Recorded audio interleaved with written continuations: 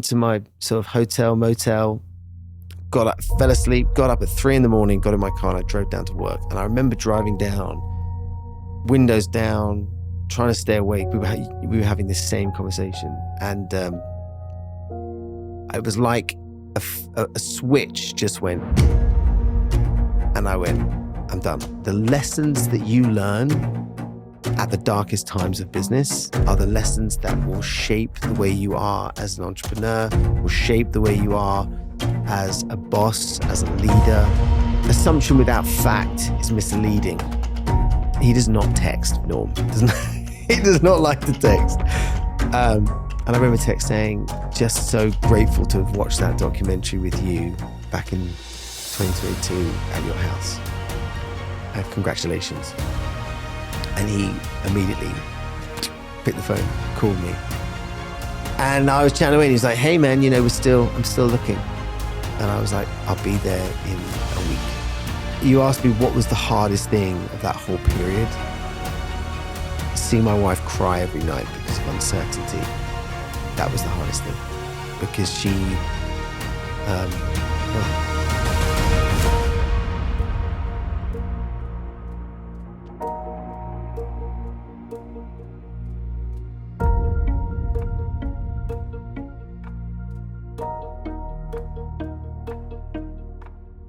Welcome back to the Stephan Hogan podcast. Today I'm sitting down with Ben Montague, who is the founder of TNAG Global.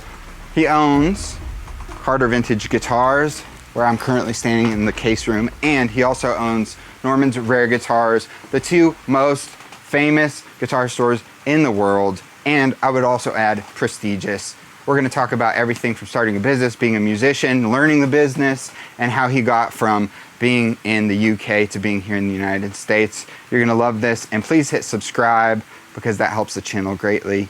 Subscribe, like, share, and here is Ben Montague. What I'm interested about, and I think other people are too, you basically acquired a bunch of people's legacies. yeah. Well, not a bunch, but the most influential, arguably.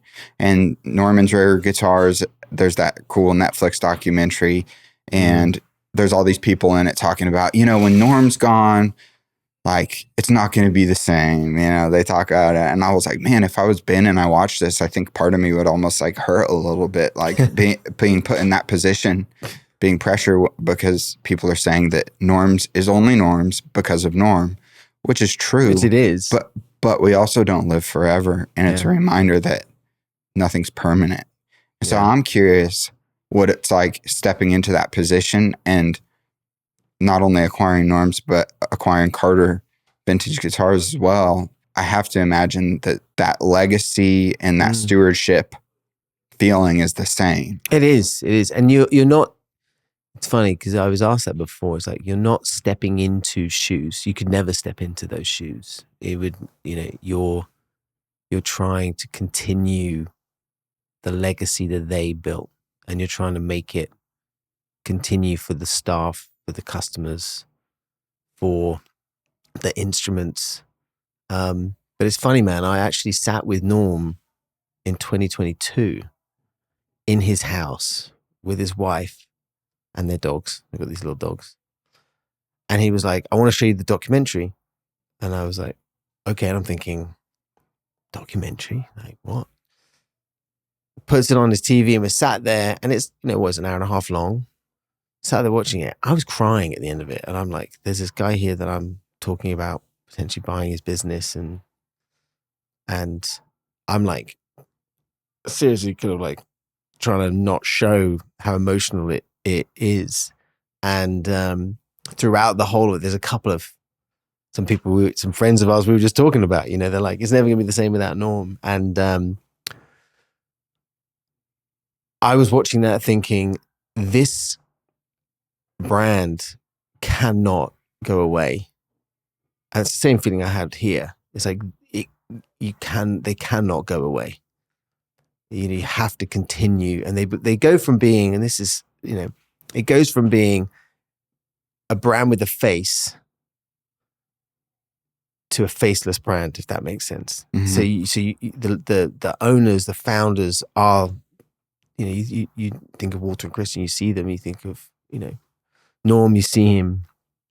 But then my job, I guess, is to, build a foundation with an amazing team of people.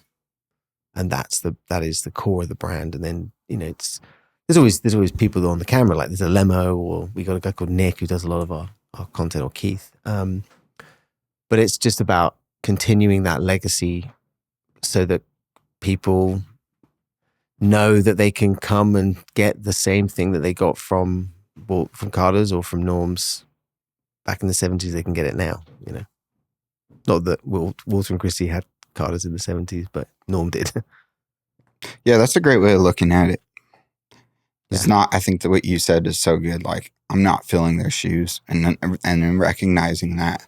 But who is Ben Montague? Because I think that there's a curiosity, because it's like, yeah, who's this guy? Who is this guy? And I would like to just like regress rewind the past, go to the past, and because you grew up in the UK, and will you kind of walk me through like some of these seminal moments in your life in the UK, growing up, getting into music, pursuing music, and then to how it led you into the business world? Well, quite a musical family. My dad was always playing and singing. He was in bands when he was younger.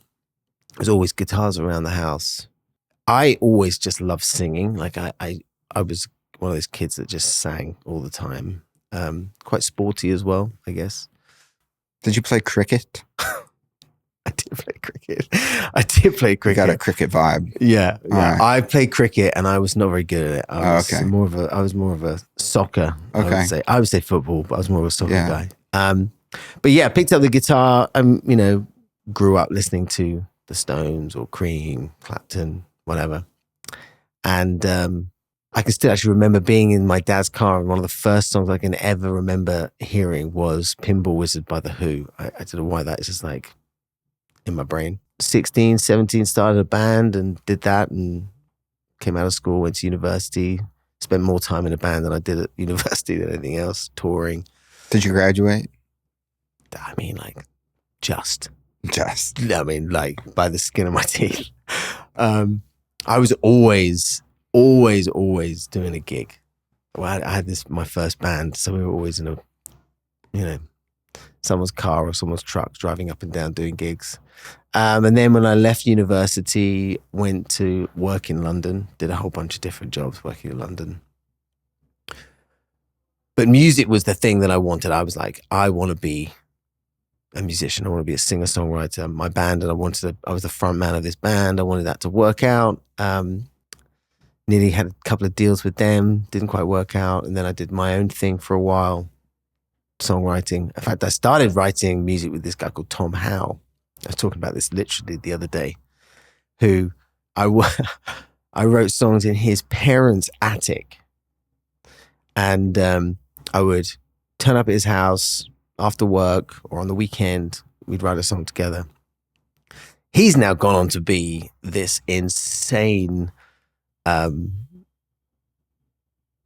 music film scorer. He wrote all of the music for Ted Lasso, and he's written all the music for British Bake Off, and he's a phenomenal instrument. But we went down a songwriting thing for many years. And then when I was about 24, I started my own company, because I realized if I want to do music, I knew I need to make money. I knew that it was not just about making money. It was more about, like, I knew I needed to be my own boss. Because if I was working, I thought, if I can work and I can do something that makes me money and I can be my own boss on my own time frame, then I can still do music, because the music was the priority. I wanted to be a songwriter. I wanted to be an artist. And so I did that for a bunch of, so I set up an events company, believe it or not. And I was running around London doing that for a while. And then in 2007, and I was doing all right doing that. I think you kind of had that entrepreneurial thing. All musicians are entrepreneurs. All musicians are entrepreneurs. I really feel quite strongly about that. yeah, then my manager, I started working with this guy called Tom, whose dad was Mike Rutherford's. His dad was Mike Rutherford from Genesis. And so he one day came to me and said, hey, there's this lady called Whitney Dane, who's still a great friend of mine here. And she was working for a company called Cobalt, which was a new publishing company. And they've heard one of your songs and they want you to come out to Nashville. And I was like, oh my gosh, they're coming out to Nashville. So I came out here in 2007. This is a long story in a very short period of time, but I came out here in 2007 and I worked with Dennis and Gary and a whole bunch of people. I had a week. I had four days here, and then I went to New York.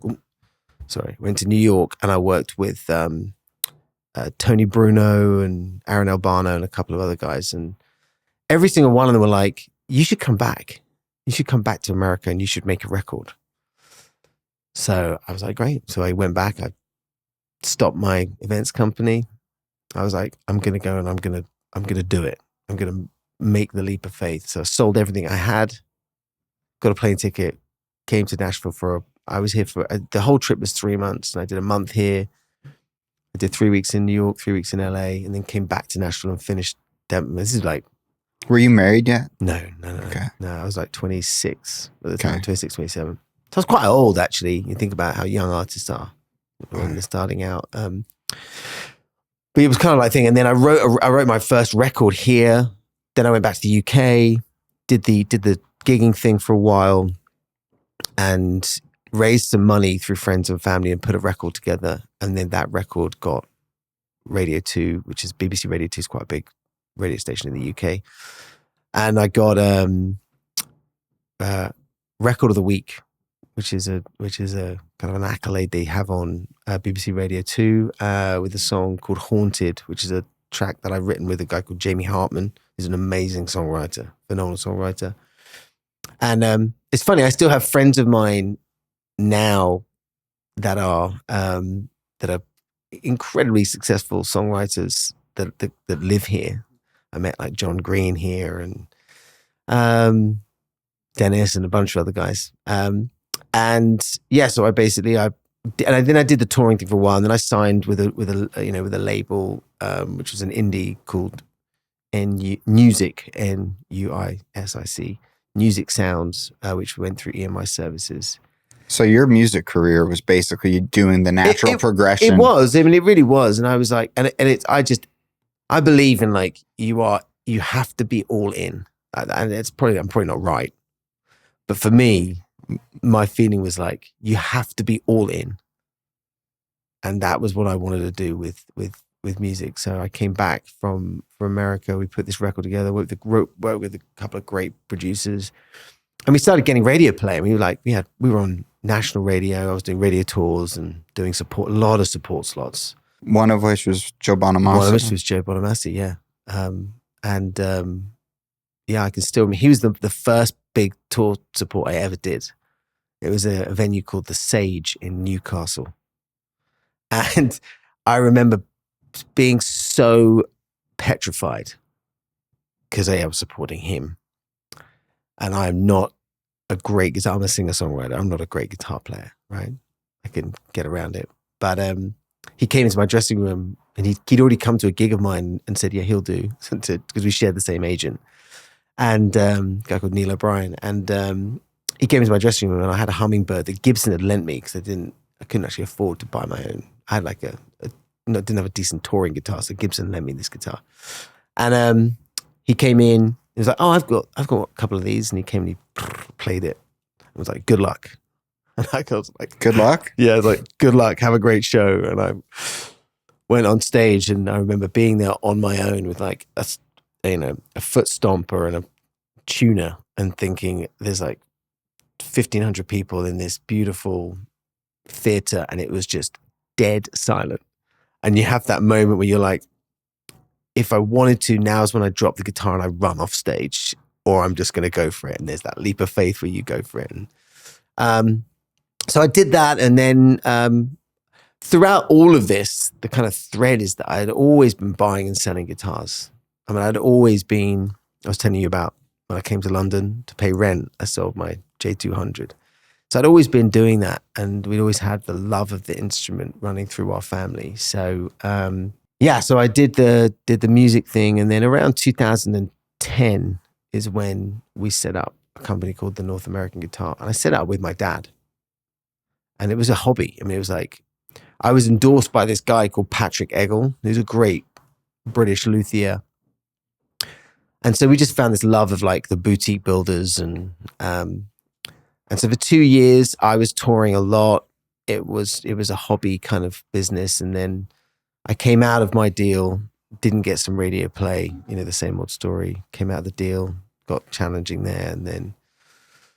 So when was the time? Because we were talking earlier about you doing these gigs, coming home. Was that in the States, or was that? No, that was coming. That's coming. Okay. So I started in 2012 is when I came out of my record label. Okay. And that was wasn't pleasant.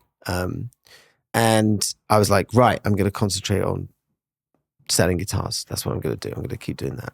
Because you had a shop already. We had like, it was not even a quarter of this room. It had like 2 guitars on the wall. So you couldn't really call it a shop. But I had a guy called Michael that I worked with, and I was like, right, we're going to sell guitars. We're going to go one guitar at a time, and we're going to bring as many as we can on consignment, and we're going to, buy and sell. And so we just slowly started building the store. And for the next sort of like 3-4 years, we kind of built a little bit of a customer base, but I wasn't doing music anymore, and the bug was still very much kind of there. And then I was like, right, I'm going to put a record together. So I put another record together with this guy called Pete Vitesse. I did a crowdfunding thing where you raise money through your audience. And then I continue to do a lot of touring. So I was working, as I mentioned earlier to you, I was like working 5 days a week in the shop, trying to build the business. And then on the side, I was gigging wherever I could gig. I would do like house concerts. I played in airports. I played everywhere. Anybody that would pay me $1 to do it, I would go and do it. And then in 2015, I had put a record together. So I was doing the guitars, selling the business. That was kind of started to get a little bit of traction. But I was in 2 camps still. Do you know what I mean? I was doing that to kind of pay the rent, but I was still wanting to do the artist thing. And then in 2015, I put a record together. I had an agreement with a radio plugger. I put 3 songs out. 2 songs flopped, didn't get any radio play. And this, I'm so detached from what the music industry is like now. So it's probably so different than it was back then. But this is a true story. I had not been on radio for like 6 years, literally. And I'd had like maybe 1 or 2 spot plays. And I had 1 song left. And this, my radio plugger, who I was like, she was like, the album's come out, it's not really done anything. The singles didn't do anything. So go away and make another record. I was like, no. We agreed I'd have 3 singles. So there's 1 more song I'd like you to go to radio with. And she said, she's like, yeah, what's going to happen with it? And I was like, that's the agreement. You got to try, to do it. And she went to the radio pluggers, she went to the producers of Radio 2 that day and called me back, and she said, one of the producers is interested, but you got to do a remix. So I was like, fine. So I called up the songwriter, a guy called Jez Ashurst. Funny enough, I met in Nashville. Did you want all this backstory? You want me to keep... That's fine. Yeah, keep going. I mean, what I'm curious about is how you got, because like that, like you have this musical career, right? Yeah. And this is this huge piece of who you are. It is. It's man. like this is your. You said you were all in. Yeah, all in. You're all in, 100%. Yeah. And you would just have to kind of throw caution to the wind and just go for it. Yeah. And so that night. Sorry, I broke that chain of conversation. No, it's fine. It's like you go all in so hard on this thing, right? And it's interesting because we'll get to it, but you're on the business side now. Yeah.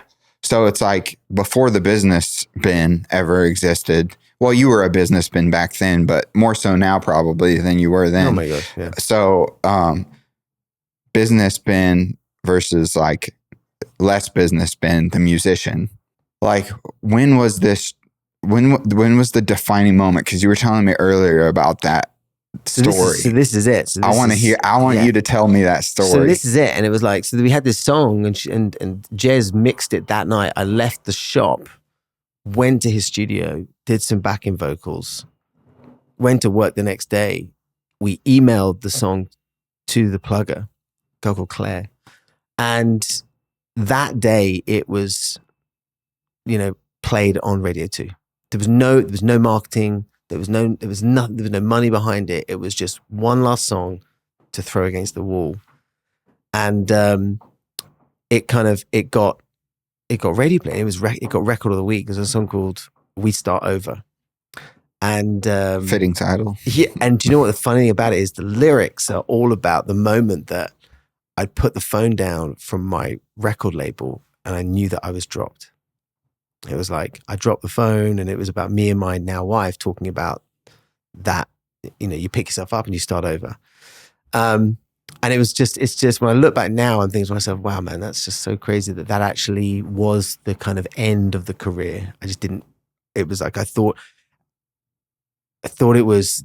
Could it be the start of the career again? You know what I mean? So the guitar business was it was starting to go in the right direction, but that passion of music was still so strong in me that this song is like nationally played. I then got to play the Royal Albert Hall. I then, supporting Simply Red, and I got to do a bunch of arena tours. And so there was this moment where I was building a guitar store still in London, and then I was touring. I was touring with Mick Hucknall of Simply Red like every single weekend. He was on doing the summer tour.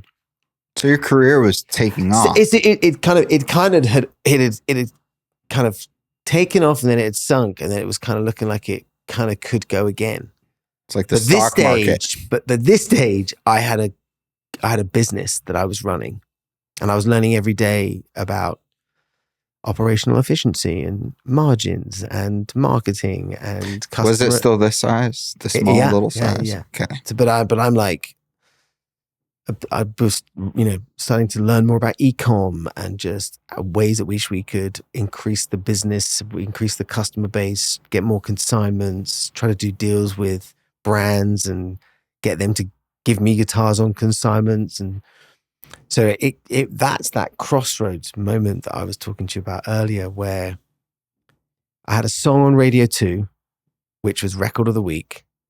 I was touring, and I had a guitar business that was on. I could feel the guitar business was on the edge because I was touring, and my daughter was born, and I was literally touring. I'd work Monday through Friday, and then I would get on the road and do Thursday, Friday, Saturday, and Sunday every single week. I mean, I didn't see my daughter Frida for like 4 months. I'd see her, but I'd be like, when she'd wake up, I'd get home at 2 a.m. after driving back from Newcastle from doing a gig, give her a cuddle, feed her. Did you feel guilty? So guilty. And also my wife, she was on maternity leave, and I said, do you want to go back to work? She used to work in film. She worked at Ridley Scott's company, RSA, in production.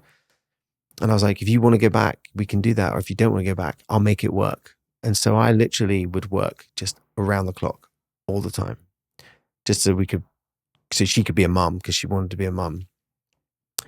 And that was the moment really where I was like, I never forget it. I did a gig at this venue called King Tut's Wawa, which is actually where they found Oasis. It was where Oasis were spotted. And it was my last gig. And these on my tours, and by this stage, you're trying to keep your costs down. We were talking about this earlier. As an artist, you're like booking the tours, you're driving, you're loading, you're doing the merch, you're doing the tickets, promotion.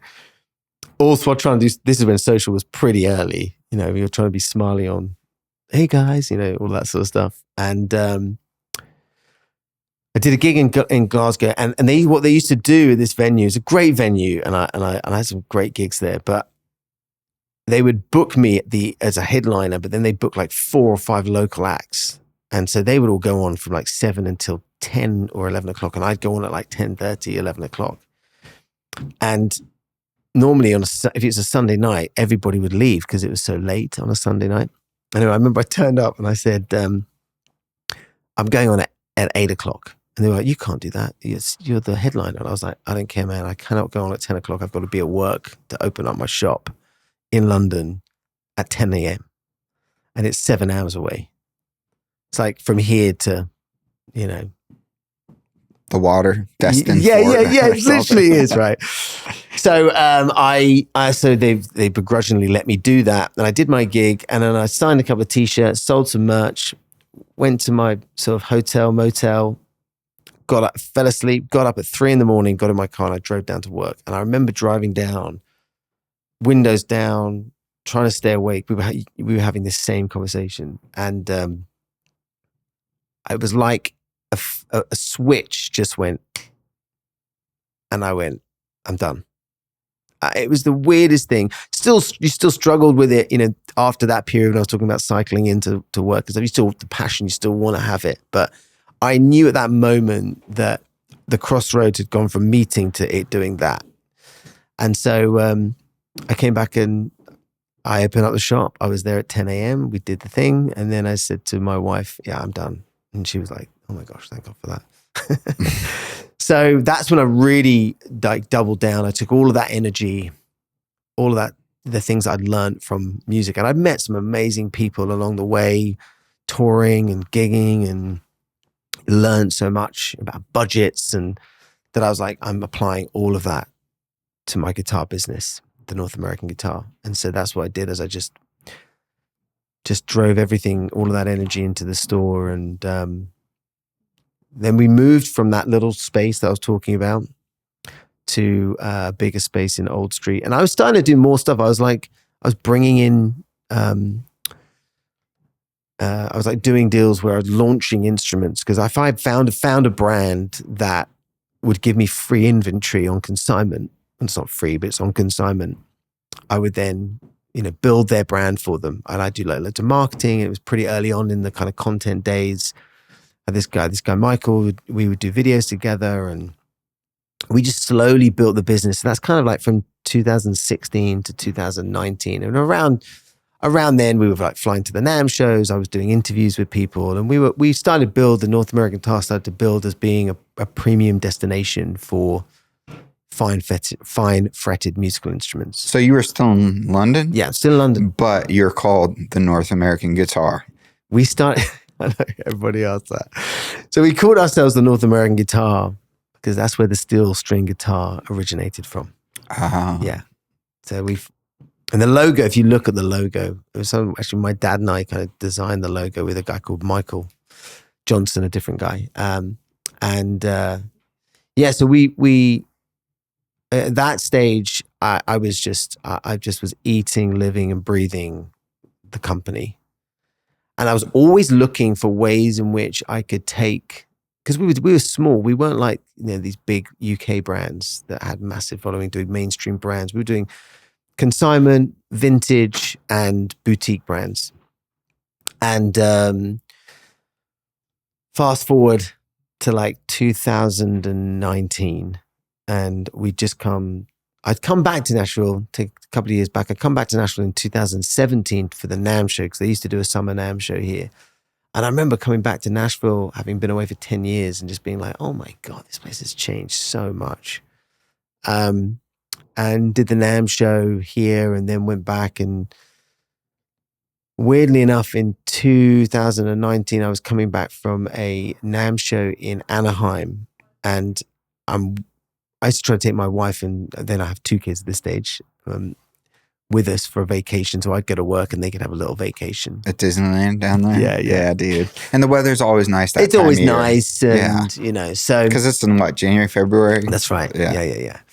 And I'd go there and I'd interview everybody. I'd interview the luthiers. I'd walk around. I have like a guy that used to work with me called Richard would come with me. And I was coming back from that show, and I got an email from a customer called Craig, who's a great collector, great player, lovely guy. And he wrote this it's very him. He wrote this very cryptic email to me going, opportunity in Nashville. Are you interested? Question mark. It's a question. Pause. Is your company profitable? No, not. I mean, it was. How many years were you in? Oh wow. Because this is 2019. 2019. So yeah, at that stage, between 16 and 19 is when we became profitable. Okay. Yeah. But how long had you been in business total? Well, I mean, realistically, I would say probably like properly from being a hobby business to being a full-time job, I would say 3 years. Okay. Three full years. So like from 13 to 16, we were kind of investing in the really company. All in. Everything was all in. So you get the email, cryptic. Yeah. Interested? Yeah. Come to Nashville. And I speak to this lady called Kim Sherman, and I never forget, I was standing outside. This stage, we're in Old Street. We've got quite a big space in Old Street now. Beautiful location. And I'm standing outside, it's pouring with rain, and I'm chatting to this lady called Kim, and I was like, we just had this connection. So I go home to my wife and I say, I'm going to go to Nashville. And she's like, okay. So we go to Nashville, get onto Houston Street. I've still got the photos. I was looking at them the other day. Houston Street in Wedgwood, which is now very, very different to what it used to look like. And I was walking along the railway track, as being a Brit, I'd never seen things like that. And I'm like taking pictures of all the road. Anyway, so I meet Kim, come into Cotton Music, and we're walking around the shop. And it's quite a dark shop, it's in like the lighting was, quite low. And I'm looking around, I'm thinking there's probably like 150 guitars on the wall here. So she's obviously wanting me to either acquire her or partner in some way. And we hadn't really spoken about that yet. It was still kind of, we were doing this dance, and I go to her, so, how many instruments do you own? Because I'm thinking, what's the value of the inventory going to be? And she goes, I own that one guitar there. And it was a Waterloo. I can remember it. She goes to me, she goes, yeah, I own that one. And I went, so whose are all of these? She goes, oh, these are on consignment. These are my customers that have sent these on consignment. And that's when I was like, that's what I do in the UK, and that's what you do here. And we just got on like so well. And I said to her, what is it that you really want? And she said, I just want to survive and I want to thrive. Her business partners left her. And so that night in the hotel, I wrote on the back of an envelope, I wrote what we could probably do together, and came in the next day and I was like, that's what we could do. We'll set up a company called the North American Guitar Nashville, and we'll acquire you, and you'll have equity, and I'll give you everything you need, from website to inventory to whatever you want to thrive. I'll provide it for you, and let's go. So that's when I met Ron at Studio Bank, who's still our banker now. And so then that was 2019. So we closed that late 2019. Then so you acquired Cotton. Yeah, we acquired Cotton. And Cotton. Yeah. And then she had equity in the business. You guys still had the shop in London, so you're expanding. So now you're in both. Yeah. And there was and I'd always, because I've been coming here for so many years, especially for all the NAMM shows and stuff, I was always like, I used to go home to my wife and be like, how do I get into I want to try to get into the US. I loved the way that business was done here. I loved the support that, if you work hard, the support that entrepreneurs could get. There is that support in the UK. I wouldn't say it's just quite as much as you get here. And so I was very passionate about, how do I get into the US market? It's the biggest part of the guitar market, 70% of the guitar market. This opportunity literally came from above, and just like dropped through that one email. And it's funny, I reflect on that now, because the reason why Craig did that was because he had such a great customer experience with us in London. He bought guitars from us in London. And were these vintage, or these Both. Both? Okay. Yeah, boutique and vintage. He would he would be traveling, doing business in London. He'd come to the shop. And was Craig a collector? Yeah. Okay. Yeah, got an amazing collection. Shout out to Craig. Yeah. Thanks, Craig. Thanks. So Kim and I, we formed the company, the North American Guitar Nashville. So two entities, one in the UK, one here. And then COVID hit. So I think we'd officially launched the business it's like late August, early September of 19, and COVID hit in February, March of 2020. Yeah. So I was then faced with this, very real situation of I'd put everything into it to do the deal here. So I was pretty leveraged, trying to open up a store here and run a store in the UK. And then when COVID hit, I thought to myself, I want to be in the US. So that's when I decided to reduce the UK and increase the US. And at that time, around then I'd been trying to raise capital to do further expansion, but mainly also to build our own tech. Because I realized, Reverb was very early, it was doing very well. And I just thought to myself, that's going to be the differentiator for us. It's like, how do I try to build a inventory management system that's kind of like a marketplace for consignments, but with brick and mortar. And Cotton Kim and Cotton was the inception of that. And so, we decided we closed down everything in the UK. I kept one sales guy, moved everything over to the US. We'd raised some capital. We worked with a private equity firm to raise that capital. And we then came to Nashville, and that was in 2021 we moved here. And then that was when we did the deal with Walter and Christie. Is when I picked up the phone to them and I said, would you be interested in, partnering or merging or selling your business? And why do you think they chose you? I don't know. I think that they were at a point in their life. I think certainly Walter was at a point in his life where he'd achieved everything. They had achieved everything. Adoration, respect. I mean, they are phenomenal people. And what they had built with Carter's was phenomenal. And I've been a fan of Carter's for years. I mean, and funny enough, we'd actually opened our stores at roughly the same time. Like they opened in 2012, and we were officially a proper business in 2012, 2013.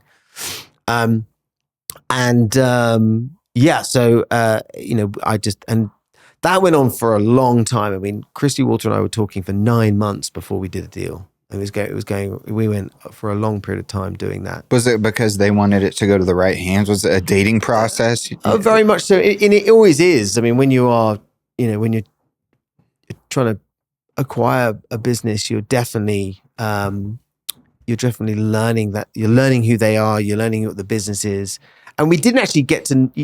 You never get to go deep into the business. You do due diligence, and obviously, your financial, tax, legal, all that kind of stuff. But it's all very, you don't understand the people. You don't get to meet the people that are behind the founders when you're doing that, because you don't want to shake the business. You don't want people to feel uneasy or anything like that. So it was quite, I always used to go there at nighttime. I would literally go for, we'd go out for dinner, and then I'd say, can I go and see the store? And we would go there at 6 p.m. and we'd walk around together. And so we did that we closed that transaction in February the 28th of 2022. So we've been talking for about 9 months. And then full transparency, we had some very, very challenging times with the private equity firm that we had initially worked with. Very, very challenging times. Private equity is. So basically, you're taking, like, from what I understand, because this is something that I've thought about, like when you have funding in your business, you're kind of owned in a way, right? Very much so. What is that pressure like? Oh my gosh, I cannot even tell you what the pressure was like. It was unbelievable. And what happens is you've bootstrapped it. I mean, I bootstrapped the crap out of this. I mean, like before that moment, I got funding. I mean, I was like, I'd take a PayPal loan to buy some inventory, to then sell that, to then pay the PayPal loan down. And then I'd do a Liberis loan to get some different stock or to buy some vintage pieces and then pay that. I mean, like I bootstrapped it every single day.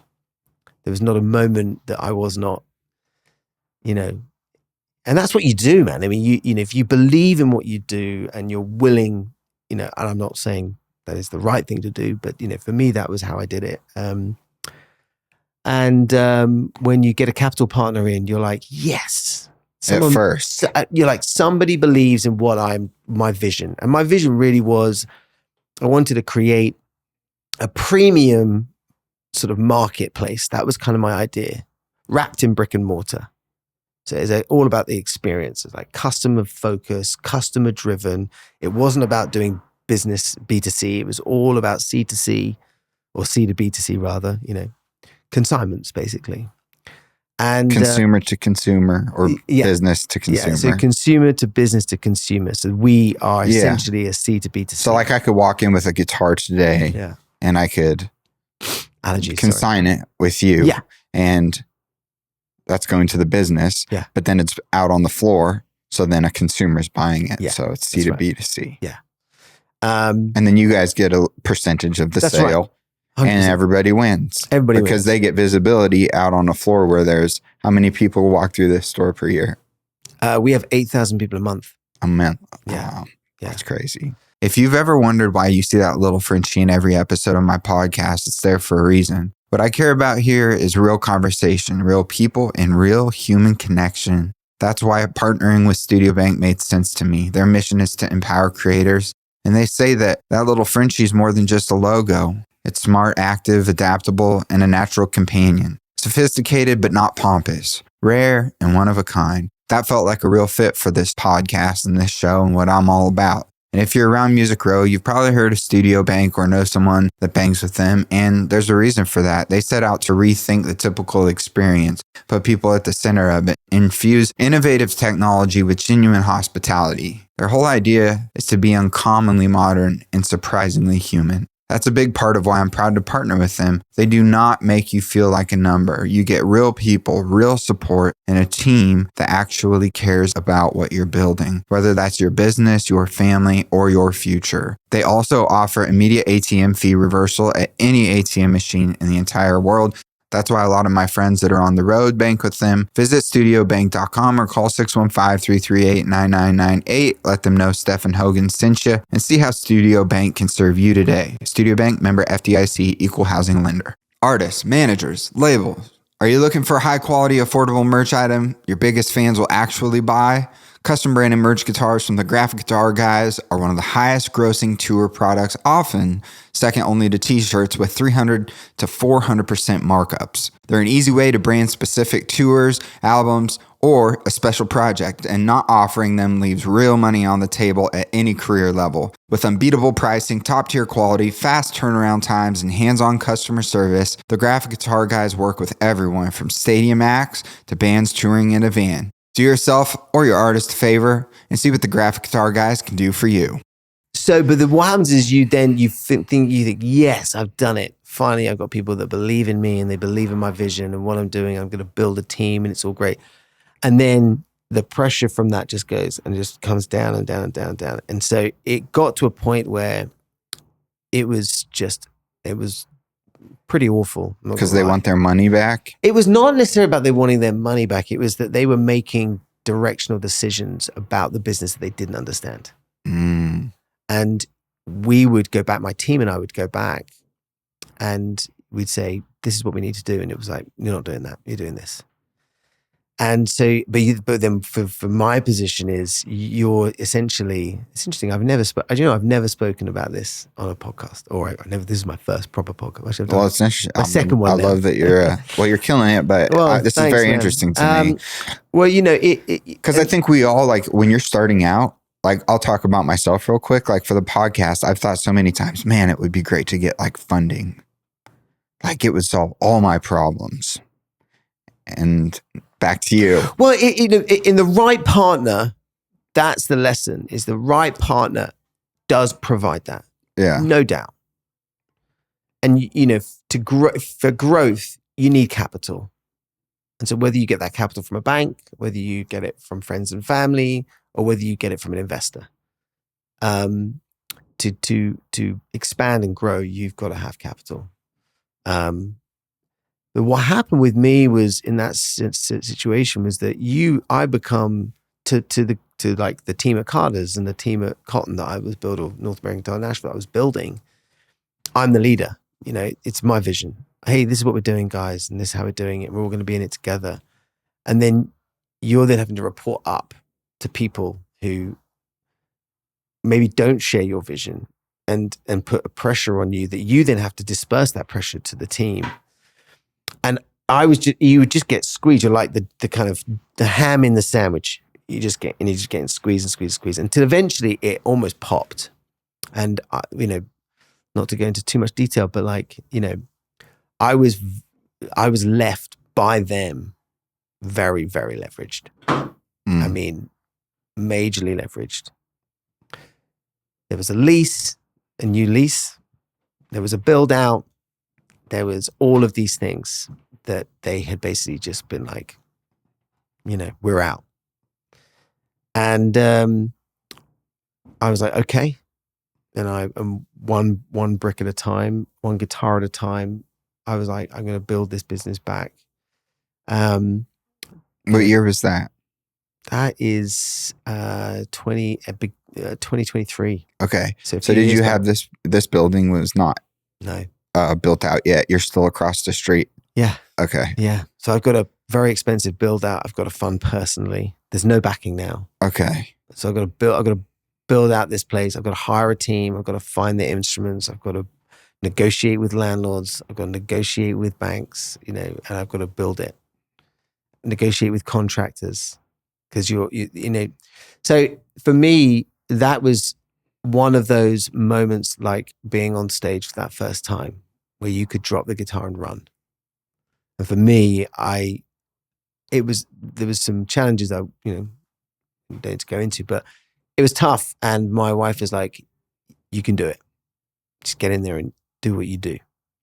And so I came in and negotiated with lots of people, and we took an invoice and we spread it out, and we built this business one guitar at a time. We built this business, and so I then a year later, after launching this, I was in a position where I was able to buy the private equity firm out. So I bought the company back to being a family-owned business, and today it's a family-owned business. So whatever you owed them, you were able to buy it out, and then you were, I could take but a it's deep funny breath. because, what's really interesting is, and it's funny that we're even talking about this, but like people assume that because of that period of time, they don't know, because I've never spoken about it, they don't know that I acquired the private equity firm out. I bought them out and brought it back to being family owned.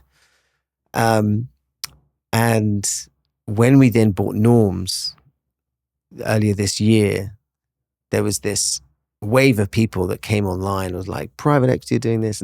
And hey, man, I am not in any way being negative about private equity. I'm so grateful for the opportunities that I've been presented by capital that I was able to raise in order to grow this business. And the lessons that you learn at the darkest times of business are the lessons that will shape the way you are as an entrepreneur, will shape the way you are as a boss, as a leader. What was the darkest for you? One of the darkest moments? There was a time when they tried to remove me from the business. I know nobody knows about this.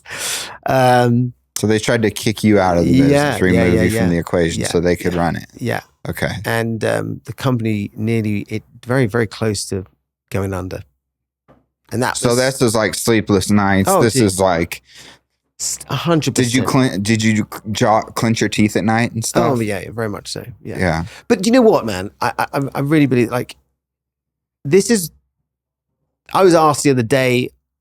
This is my first ever proper sit down podcast. I've never done this. I've done one other podcast with this great guy called Bobby, where it was headphones in and on the screen, and he asked me this question. He was like, what do people not know about you? And I after getting quite a lot of comments, not that I read them, but people would bring them to me about, oh, it's private equity buying up all the mom and pop shops and did it because that's what people assume, customers. And I was like,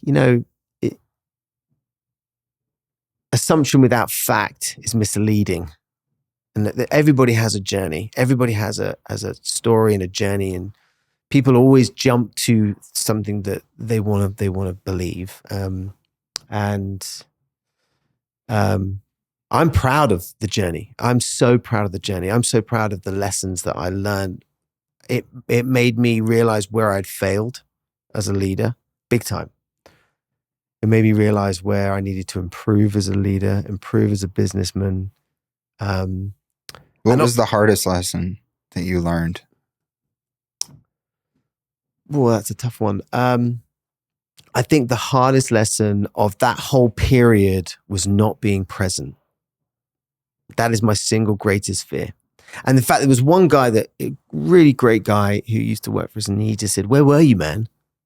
to me when it all was kicking off. And I was like, I was spending time talking with these people above me kind of thing, When you say present, what do you mean by that?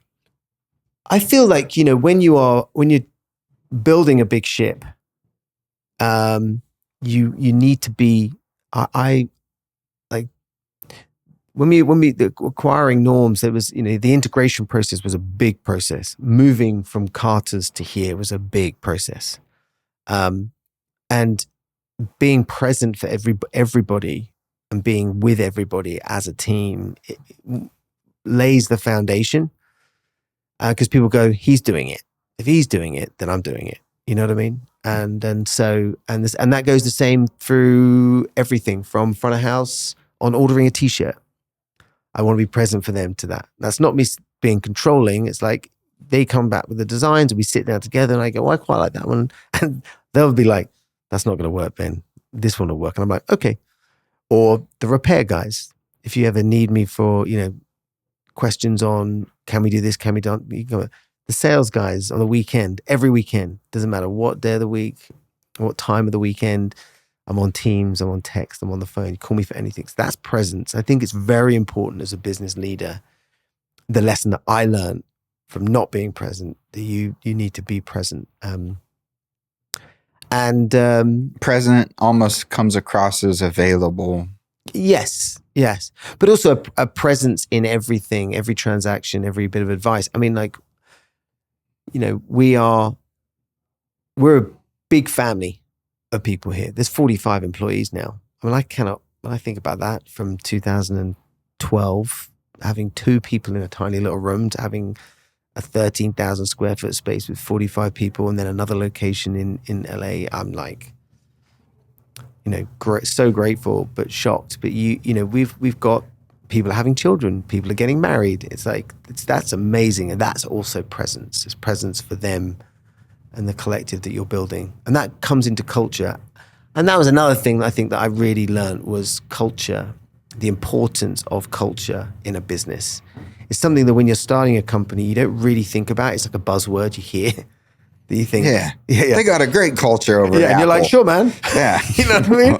Whereas here, and when you acquire a company, they have a culture and you have a culture. So do they fit or do they not fit? And do you learn things from yours that you should improve, or can you, improve theirs? And I feel that when we built this space out, it was a time that everybody, it was like the best team building exercise you could ever imagine. Coming from a challenging time previously to now with the team, I get such joy out of people coming here and, when I'm meeting someone like you, having a conversation, or a customer being like, man, everybody's so friendly here, because they love it. They love coming to work here, as I love coming to work here.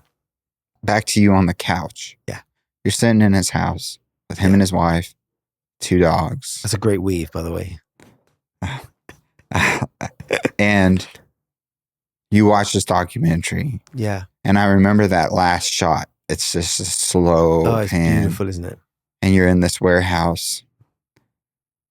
And you don't even know these guitars exist until this documentary reveals all these boxes, these crates full of guitars.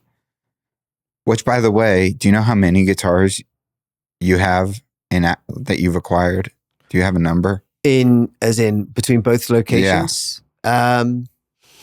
Rough. Between both locations is probably over 4,000 guitars. Okay. Yeah. It's a lot of guitars. Yeah. And a lot of extremely high value instruments as well. And you're like, there's not all owned. Not all owned. Oh, consigned. Yes. That panning shot though, man, there's Norm sitting there and everybody is, talking about no one can replace Norm, all that. So how did that feel for you when you acquired Norm's? And before that, on that couch, how did you end up getting the call to potentially acquire Norman's rare guitars? Great question. So what's really interesting is we were talking at the end of 2002. So I'm on that couch with Norm in November of 2022. So I'm still very much fresh with Carter's, and I'm still very much with the private equity firm. And when we didn't do a deal, and honestly, by the grace of God, and in a way, like, it's so thankful that we didn't do a deal then.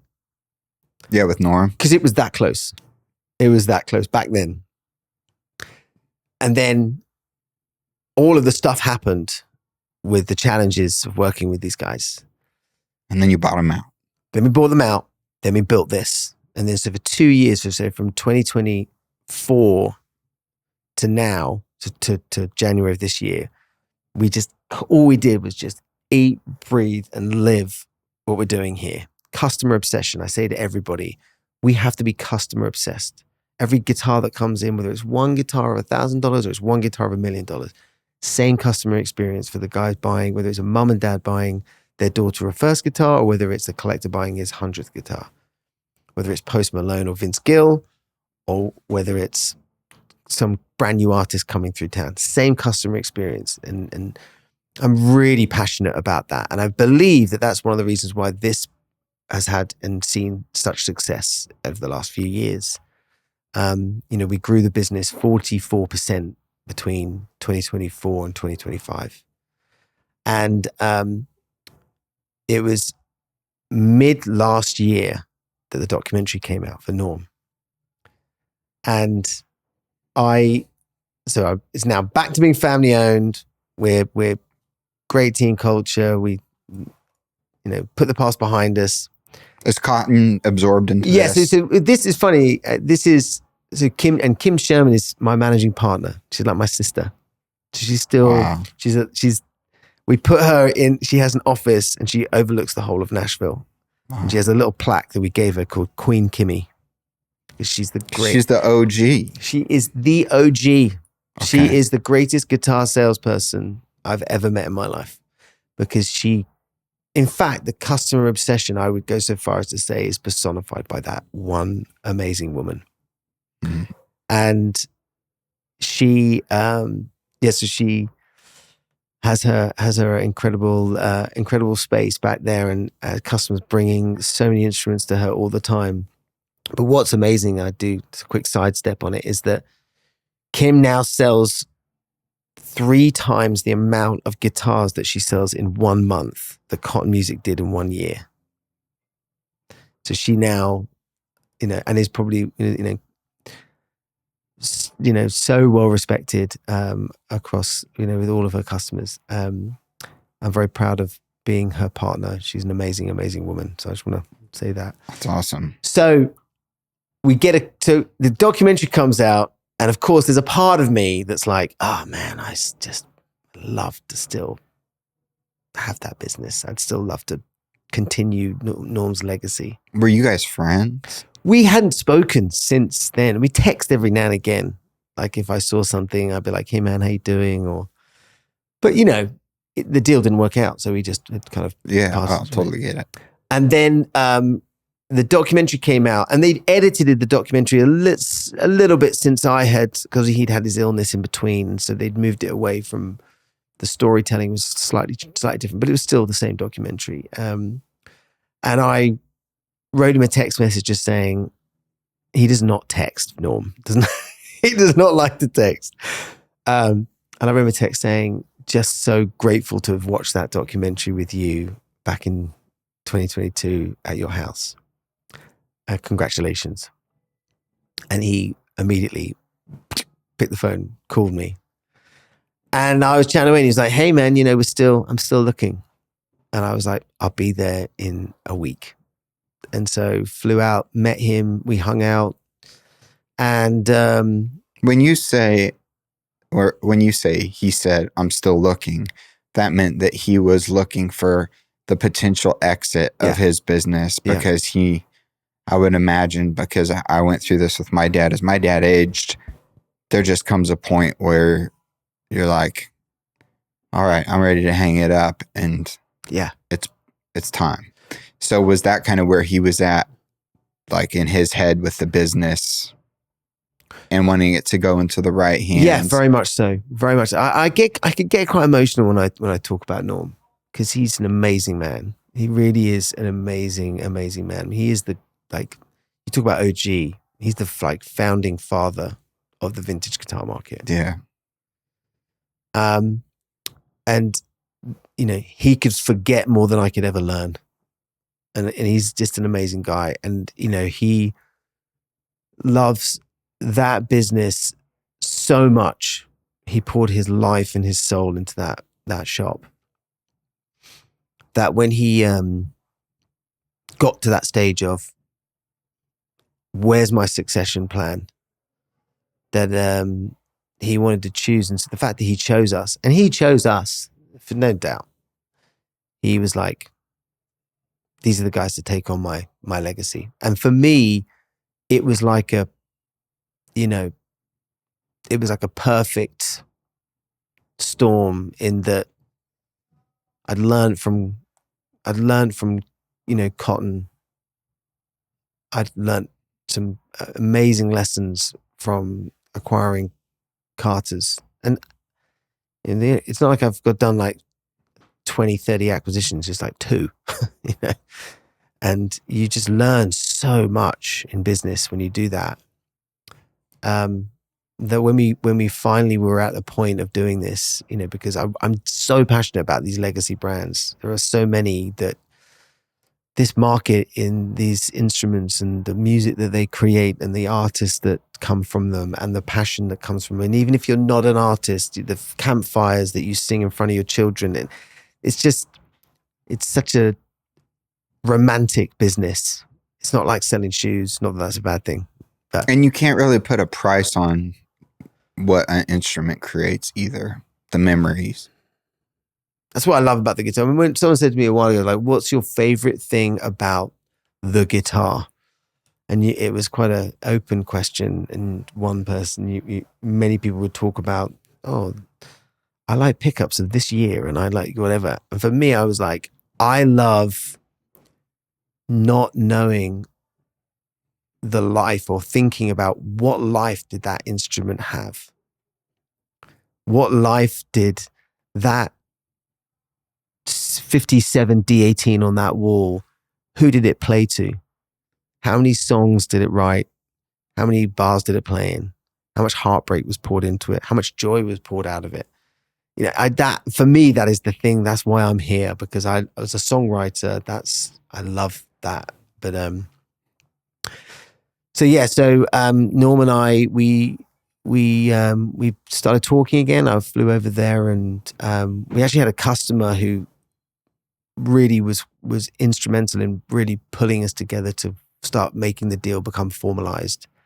And then we negotiated the terms of it, and we closed the transaction on the 14th of January this year. What is a good deal at the end of the day? Is it like a win-win? My grandfather would always say that a good deal is a fair deal. When you both walk away from it going, "Well, that bit hurt, but that's okay because I won that bit." And there has to be push and pull on both sides. And the thing with norms is that there's such a response with all of these, with certainly with Carter's as well. There's such a responsibility I have I feel, which is why you lie awake at night, not just because you got big payroll bills or you've got big overheads or whatever it may be. To be a custodian of someone's name is a really big thing, because you want to make sure that their grandchildren or their children or them can be proud of what you have taken on to build. And at the end of the day, all I'm trying to do with these legacy brands is keep them going so they don't just close. And obviously, as a businessman, I'm trying to grow their brands so that we can service our customers with our tech and with our capabilities to provide the ultimate guitar buying experience, whether you're in LA or whether you're in Nashville or New York or wherever, Colorado. So for me, it's about an ecosystem that we're trying to create by maintaining these brands that are the foundation of the guitar industry, musical instrument industry. At the end of that documentary, back to that, because I just think about it, when there's that bright white light and it's shining down on Norm, and he's talking, I think there's dialogue towards it. Yeah, it's beautiful. That's one shot, that. Yeah, that's just one shot. One shot just panning out. Yeah. If that was, put yourself there, put Ben Montague in that chair. Someone's printing back here. You can unplug the printer. That's fine. If you were, they can print. That was an important document. Yeah, there's a business to run here, guys. All right, we got guitars to sell. Yeah, there's money to be made. But do you? Because you use the perfect word, custodian, man. You are a custodian, and I'll just be straight up, man. I think that it would be easy, and you said it in a really nice way earlier, so I would butcher it if I tried. But it would be easy to see this younger fellow that is not from the States that comes in and buys up these legacy brands. And I bet you, people are like, who's this? Oh, yeah. Who's this rich dude buying these things? That's That's exactly it. That's got to be the thing that you have to overcome and fight against, or prove that no, that's not who I am. How do you? Because I don't know how I'd navigate it. How do you navigate it? It goes back to what I was saying about being judged on what you do rather than an assumption. That's it. That's what you said. And I feel like if you, first of all, being a British guy coming and living in America and, acquiring two of the most beloved names in the guitar world. The most famous guitar shops in the world. There's by the nature of that, there's backlash. There's people that aren't going to be happy about that. And you can't help but not take it personally. You can't help it if someone is saying things about you that are literally not correct in any way whatsoever. You can't help but want to go, no, you're wrong. That's not true. And this is who I am. And I've done this and I've struggled here. And because people don't know the truth. They don't know the whole story. They don't know the whole story. And so I feel like, you can do that, or you can just do a really great job and try to do the best job you can do. And some people are going to like the best job that you're going to do, and some people aren't going to like the best job that you can do. And that's okay. And that took me a long time to realize that, because you cannot please everybody. And if you try to please everybody, you will fail. So just, there's a great business leader, Gary Vee, you know him? Yeah, Gary Vaynerchuk. Oh my God. Big fan. Love him. Marketing genius. But I remember years ago, back to that little shop, I would be watching Gary Vee YouTube videos. And this one where this guy was coming up and he was going, my competitor's doing this, my competitor's doing that. And he just went, stop looking at your competitor. Don't worry about what they do. Just worry about what you do, and make sure that what you do is the best that you can do, and be judged or celebrated by that. And so really that comes back to that culture. That's what I've desperately tried to instill in here. And I get it all the time. People go, have you seen what so-and-so's doing online? Have you seen what so-and-so's doing up the road? Have you seen it? And I'm like, that's amazing. Good. That's anybody that does that. It's good for them. You have to have blinders. You just have to believe in what you do. It's that simple. You just have to believe in what you do, and you will upset some people. That's just the nature of life, and certainly the nature of business. But how much belief do you get instilled in you from your wife? Oh my gosh. I mean, I'm nothing without my wife. I will stand up and say, I would not be in this position right now if it wasn't for my wife. She is my backbone in every way. And behind every, and I'm not using myself as an example here, but the saying goes, behind every great guy, there's an exceptional. Yeah. From Napoleon Hill wrote that in Think and Grow Rich. So and it's so true. And she's my backbone, and is everything. And when it got dark, when you've partnered with people to grow the business, and you've lost all control of your company, because that's the other thing, is when you bring on capital partners, you do tend to have to give up that control, and it's not yours to control at all. Then things can happen. And throughout that, you asked me what was the hardest thing of that whole period. Seeing my wife cry every night because of uncertainty, that was the hardest thing, because she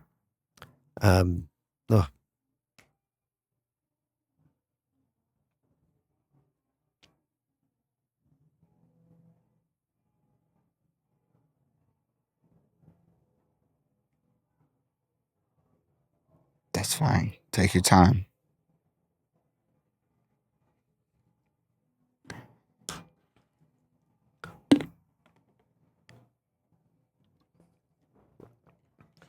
I definitely didn't want to cry on camera. No, man, it's dragging your wife through the thing, because I feel like I'm going through this. Just like Haley's here, but to see, have kids and a wife and drag them through something that is incredibly stressful, where you're like, I'm behind on bills or whatever it is very, I'm experiencing that just between you and I. So. It's a, it's a very, very, you, as an entrepreneur, you try and do the right thing, and sometimes that presents challenging times. And that was a very, very challenging time for me. Yeah.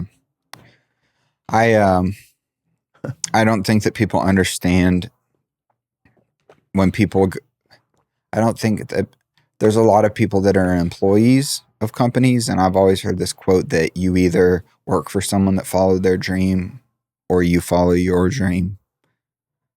And those people that work for people that followed their dreams can look at them. They can look at the leader. They can look at the CEO, and they can say, oh, that guy had the easy ride or whatever. But what they don't see is the stress, the sleepless nights, your wife crying because of uncertainty.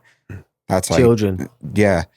Kids looking at them being like, am I present enough for my kids? Am I home enough? Like, I feel guilty about that. Like, there's this guilt you carry. And then there's this, like, all the head game, the stuff you can play, the inner critic. And I think those are things that people don't see when they see business, and they don't see when they see an acquisition of a guitar company, or they don't see it in Norm's, or the fact that Norm chose you. I think is a really interesting testament to your character and who you are and what you've built. And I feel like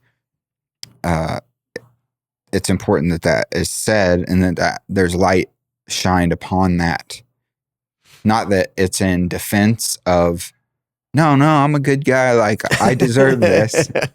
Not that it's that, but it's like, no, this is like a real life journey for you. You live the musician side, you live the business side. You've bootstrapped it like any great entrepreneur did in the beginning, like you see those old pictures of Amazon and Jeff Bezos. God, I love that with picture. The Amazon sign. I love that picture. Yeah, so dude. much. And that's where every business starts. Yeah. And that's something that you are now stewarding. And my question for you as we wrap up, and this has been, I really appreciate you. Thank you. First off, man. Well, I can't believe I got emotional there. Sorry about that. Nah, dude. And by the way, dude, speaking of emotional, this guitar has been sitting in this shot, and I just wanted to talk about it for a sec, because it's kind of like my dad's been sitting here with me a little bit. Because my dad and I bought this guitar when he could still walk around with the oxygen concentrator. And then he got to the point at the end of his life where he's just on oxygen 24/7 and he couldn't leave the home. But I remember, I have a picture. I was going to show it to you. I'll put it in the video. The day we got this, and he was so proud, and it was because something I had accomplished. And it's the only vintage guitar I own, but I always wanted a walnut ES 335, and this one's a 345, which I think is even cooler because of the inlays. But it's from Carter. And this guitar has represented to me, just like we were talking about stories, it's represented to me my dad believing in me. And I may not pick up the guitar as much as I used to, like we were talking about. But this is like the one guitar that I have that I would never sell or never get rid of, because there's so much behind it and so much of his belief in me, just like you had your wife believe in you and my wife believes in me. So I just wanted to say that too, man, because Carter's like played a role in my life. I want to know at the end of your, when the camera shot's panning in on you at the end of your life, man, what do you want to be known for? What's your legacy? Is it the kids? Is it the family? Is it the guitars, or is it everything? I mean, it's definitely my children. I'm such a believer. It was interesting as a guitar string just pinged. Did you hear that? As I said did. That. Yeah, no, it's definitely my children. I have a saying with my kids that I say every single day, and I said it to you earlier. I'm saying you have 3 rules, and I say it Monday to Friday, and it's work hard, listen, and be kind. I think if you live by those rules, and it's challenging to do that. You can't always, you have bad days, you have days that, it's hard to do those things. But if you live by those 3 rules, you'll be a good person and you'll do okay. Work hard. Listen. And be kind. Be kind. It's easy to skip past that second one. Yeah, for sure. And I feel like if, I would love for them to create their own journey. I would love for them to go. And my daughter is, I know that she is going to go off and do music. And we were talking about that. Do we want them to do music? Do we not? We know the emotional roller coaster that music can have, but I believe that she will do that, and I believe that my son will thrive in some form of. I think he's going to be like paleontologist or something like that, because he's just obsessed with, rocks and fossils and things. So, just want to be a good dad, a good husband, and a good business leader. That's my goal. That's a great hierarchy of putting it that way, man. I appreciate your time. Thanks, man. I think what you're doing and just being able to meet you and walk around and chat and stuff before we even did this interview, it's been cool to kind of... Been amazing. We're even wearing the same brand shirt, I just know. different colors. And so it's been, dude, I haven't seen your watch yet. I'm going to have to, that's a sub, huh? Yeah. Is it? It is. Okay. I saw an edge.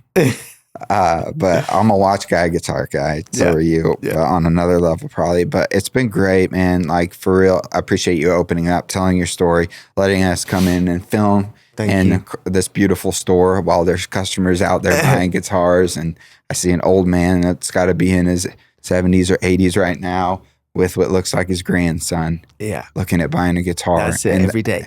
And that's what it's all about. That's what it's all about. And I want to just say thank you to you, because this podcast is, you should be very proud of what you're creating. Well, thank you, man. Very, very cool. I appreciate it. Yeah. It's been awesome. Thanks.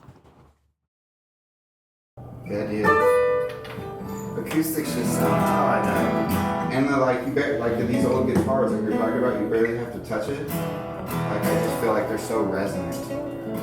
I always do that. Yeah, I mean, that's the thing. It's like how much air gets pushed through these things. Yeah. That's all it is. It's just energy and air. And emotion. So this is a fatter neck. So this is a 1949. So was this when they didn't have truss rods? I believe so, yeah. Yeah. And that is... Because it's a Southern Jumbo. Yeah. So it's not a 40. I don't know my Gibsons. Should we do one more? For the people? Yeah. People want it. Better put the tip over here too.